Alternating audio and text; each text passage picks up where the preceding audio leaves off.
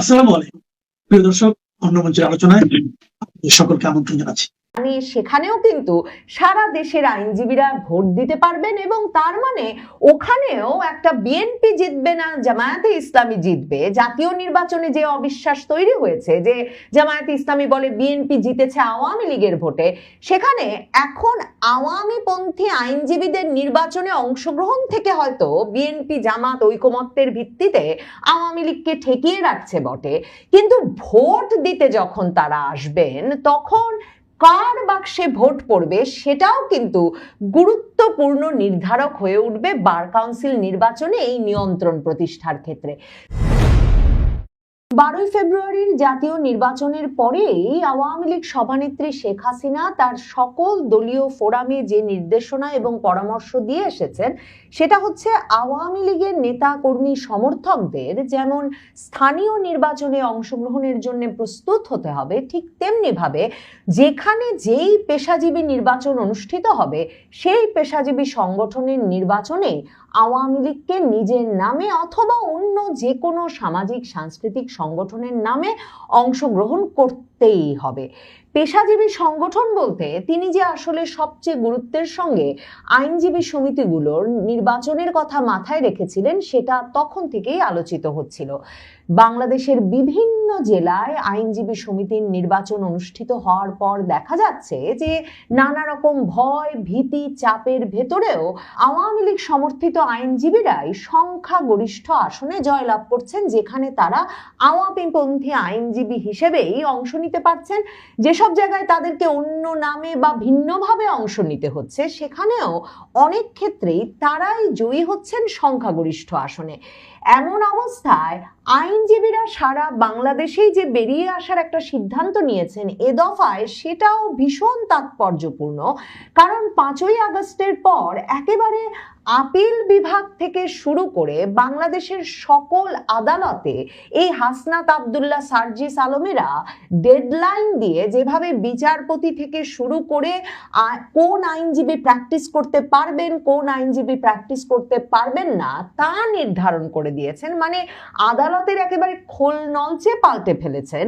সেটা বাংলাদেশে আর কোনো রাজনৈতিক সংকটকালে কোনো রাজনৈতিক দল সেভাবে এর মুখোমুখি হয় নাই। এমনকি একেবারে উচ্চ আদালতে যখন আওয়ামীপন্থী আইনজীবীরা সুপ্রিম কোর্টে গিয়ে আগাম জামিনের আবেদন করলো, যাদের বিরুদ্ধে প্রায় 150 জন আইনজীবীর বিরুদ্ধে যখন হত্যা মামলা আইনজীবীদের মারধরের মামলা দেওয়া হলো, তখন সেই 2024-এর জুলাই আগস্টের মামলার প্রেক্ষিতে তারা গিয়ে আদালতে আগাম জামিনের আবেদন করে উপস্থিত হওয়া মাত্র আদালত তাদের জামিন নামঞ্জুর করে ওই শত শত আওয়ামীপন্থী আইনজীবীকে কারাগারে পাঠিয়ে দিয়েছিল। কাজেই এই যে আওয়ামীপন্থী আইনজীবীদেরকেও একরকমের আদালত পাড়া থেকে বিতাড়িত করতে হবে, সেই লক্ষ্যে একেবারে সুনির্দিষ্টভাবে 2024-এর 5ই আগস্টের পর থেকে কাজ করা হয়েছে। এবং সে কারণে এ দফায় মানে এমনকি 1-11-র সময় যেমন দেখা গেছে যে আওয়ামী লীগের নেতৃবৃন্দের জন্য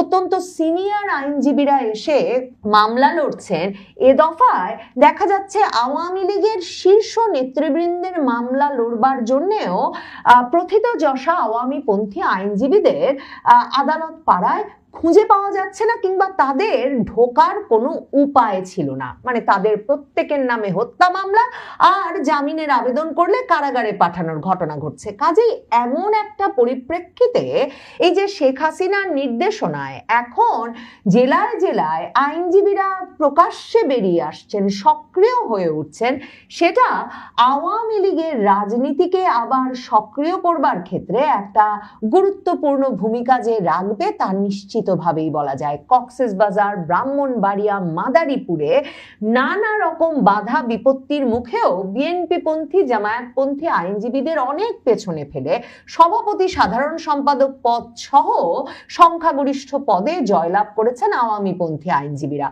কক্সবাজারের আওয়ামীপন্থী আইনজীবীরা আরো তাৎপর্যপূর্ণ একটা পদক্ষেপ নিয়েছেন। মানে আসলে এই যে কাজটি তারা করেছেন, তারা জাতিসংঘকে একটা চিঠি লিখেছেন আওয়ামী লীগের নিষেধাজ্ঞা প্রত্যাহারে। জাতিসংঘে এই আবেদন যে তারা জানিয়েছেন সেখানে 173 জন আইনজীবী স্বাক্ষর করেছেন। মানে এটা জাতিসংঘে কক্সবাজার আইনজীবী সমিতির 173 জন আওয়ামীপন্থী আইনজীবী চিঠি লিখেছেন, সেটার যেমন তাৎপর্যপূর্ণ তার চেয়েও তাৎপর্যপূর্ণ যে কক্সবাজার জেলা আইনজীবী সমিতির 173 জন আইনজীবী বেরিয়ে আসতে এবং আওয়ামীপন্থী আইনজীবী হিসেবে স্বাক্ষর দিয়ে জাতিসংঘে চিঠি পাঠাতে পিছপা হচ্ছেন না, ভয় পাচ্ছেন না। মানে কি ঘটতে পারে এরপর, এসবে তারা আর এখন নিষ্ক্রিয় থাকতে রাজি হচ্ছেন না। যে আবেদনটি পাঠিয়েছেন কক্সবাজার জেলা আইনজীবী সমিতির 173 জন আইনজীবী, সেখানে তারা বলেছেন যে এই যে জাতীয় সংসদে যে সন্ত্রাস বিরোধী সংশোধন বিল 2026-এর মাধ্যমে দেশের অন্যতম প্রাচীন রাজনৈতিক দল আওয়ামী লীগের কার্যক্রম নিষিদ্ধ করা হয়েছে, এটা সংবিধানের 38 অনুচ্ছেদ এবং মৌলিক অধিকারের পরিপন্থী। তারা বলেছেন যে বাংলাদেশের জাতিসংঘের নাগরিক ও রাজনৈতিক অধিকার বিষয়ক যে আন্তর্জাতিক চুক্তির স্বাক্ষরকারী দেশ, নতুন এই আইনের মাধ্যমে আন্তর্জাতিক বাধ্যবাধকতা ও গণতান্ত্রিক অধিকার ক্ষুণ্ণ হয়েছে। এই চিঠিটি তারা জাতিসংঘের মানবাধিকারের হাই কমিশনারের কার্যালয়ে পাঠিয়েছেন এবং তারা বলেছেন যে এই নিষেধাজ্ঞা বহাল থাকলে আন্তর্জাতিক কূটনৈতিক সম্পর্কে অনিশ্চয়তা তৈরি হতে পারে, এটা ন্যাচারাল জাস্টিসের পরিপন্থী এবং এর নেতিবাচক প্রভাব পড়তে পারে আঞ্চলিক নিরাপত্তার ক্ষেত্রে।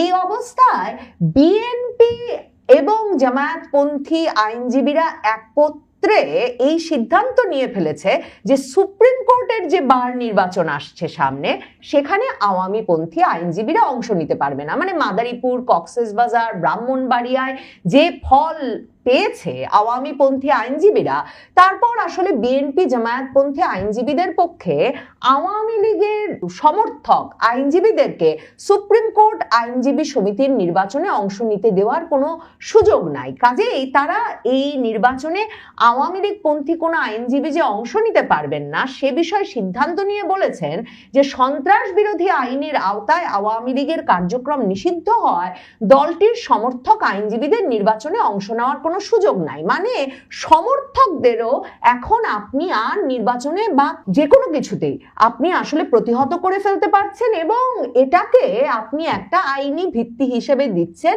এমন যুক্তি তুলে ধরেছে সুপ্রিম কোর্ট আইনজীবী সমিতির নির্বাচনের ক্ষেত্রে এই সাধারণ সদস্যদের বিশেষ সভায়।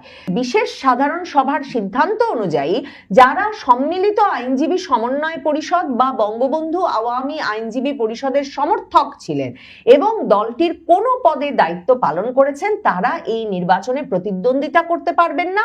তবে চাইলে কোনো আইনজীবী স্বতন্ত্রভাবে নির্বাচনে অংশ নিতে পারবেন। এখন এখানে দুটো ফাঁক আছে।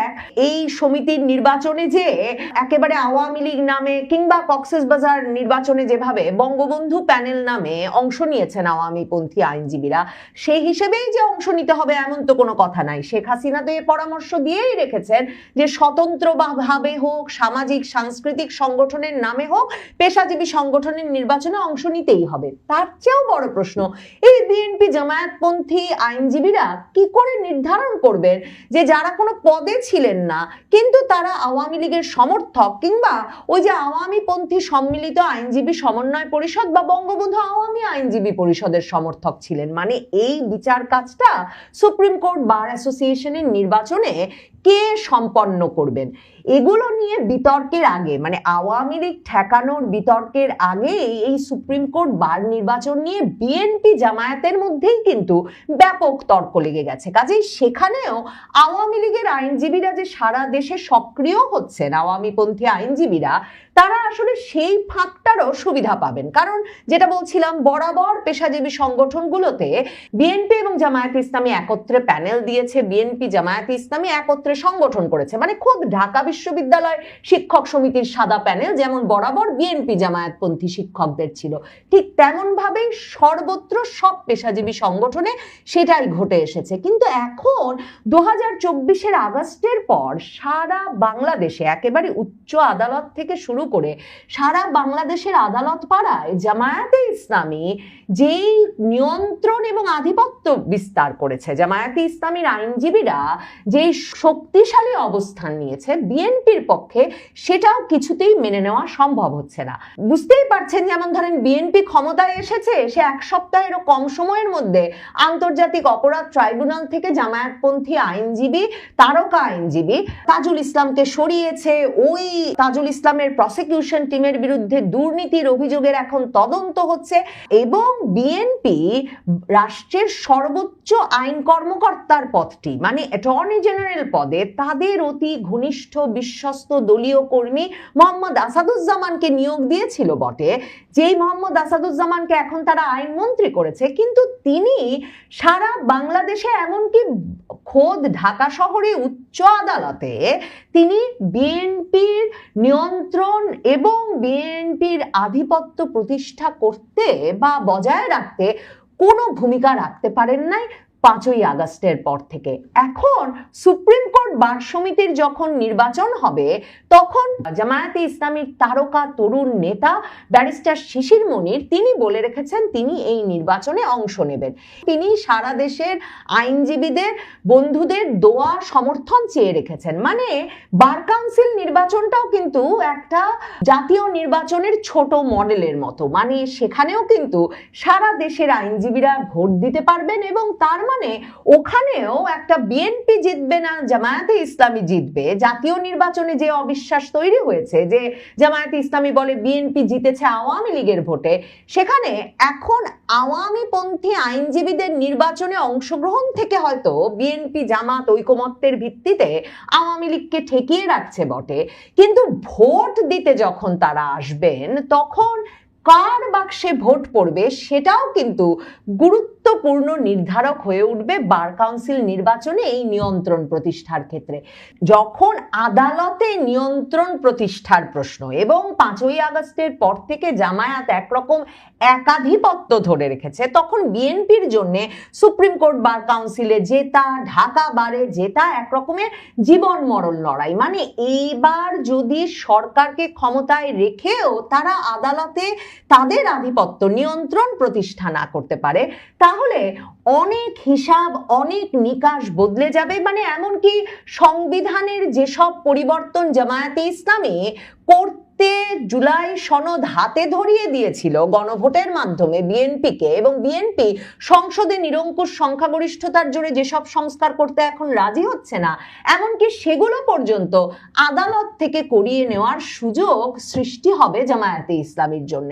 কাজেই বিএনপির জন্য যখন আদালত পাড়া এতটা গুরুত্বপূর্ণ হয়ে উঠছে, তখন আওয়ামী লীগকে ঠেকিয়ে রাখার প্রচেষ্টা তারা করছে বটে, কিন্তু জেলায় জেলায় আওয়ামী লীগের আইনজীবীরা যেখানে যেখানে নির্বাচনে অংশ নিতে পারছেন, একদিকে সেখানে সেখানে তারা যেমন দারুণ ফলাফল করছেন, দলে দলে তারা প্রকাশ্যে বেরিয়ে আসছেন, ঠিক তেমনি ভাবে তারা নির্বাচনে অংশগ্রহণের জন্য বিভিন্ন আইনি পদক্ষেপ